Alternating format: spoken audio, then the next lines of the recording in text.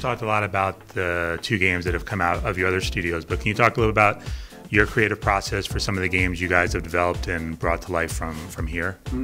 So I mean, the essence of the game productions we do usually happens on the king.com website, where we offer tournament games.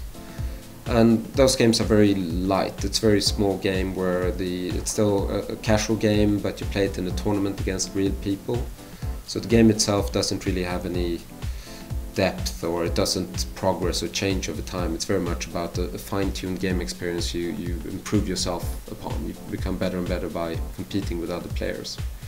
But that lets us really fine-tune and test a core gameplay loop.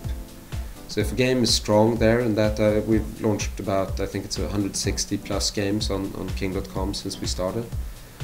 So the games that really become standout hits there, that gives us sort of the seed of the games we consider for going to Facebook or mobile, where we have to invest much more into the game. So the typical games we do on king.com, it's essentially a two-man development team and also support from a game designer and a project manager. Which means they're fairly fast, agile, nimble projects where we prototype and launch. And once those games are sort of proven, we then take them to bigger saga treatment, which is more of investing into a bigger team of 10 people for like a Facebook game, or maybe another 10 if you want to do it for mobile as well. When it comes to the free-to-play space, can you talk a little about the challenges of competing with so many different games in that area, and what the kind of secret is to success? I think for us it's very much about focus. I mean, it's very easy, as a sort of, like I said before, I love every genre of games, and that's probably true for most of the people who work here. They'd love to do an RPG or any type of genre of games, but what really sort of we're trying to stay true to what King is and the type of game, simple puzzle games we do, and I think that focus really gives us an edge, because we can use the learnings from previous games on the next.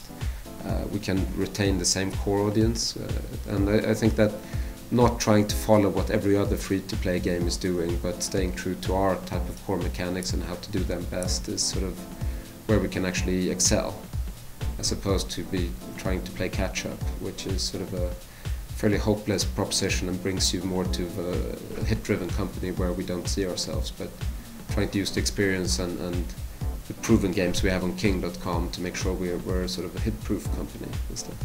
What role does the feedback you get and the data you get from the king.com level have in how you guys develop those games that you're going to bring to Facebook and mobile? It's more on it's more experience and sort of understanding what was popular about the game and the users, and from the King side it's not that much about the hard data, apart from was it the top game or not. And I think so. The first piece of doing a saga game, it's more intuition driven and driven by experience.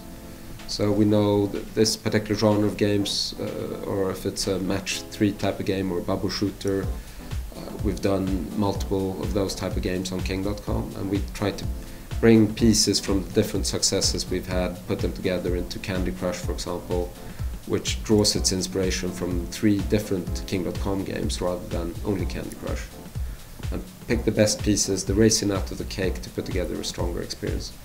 And that early phase of developing the concept and building the first prototype and the early soft launch, that's more driven by, I think, experience and intuition. And it's only when you get the game live with a bigger audience you start to look at using the numbers to drive the evolution a bit as well. So I think we usually ask ourselves first, is the game fun? What makes it fun?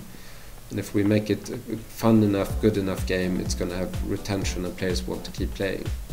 And then second step, once that's really proven, that's when we start thinking about monetization and those type of questions.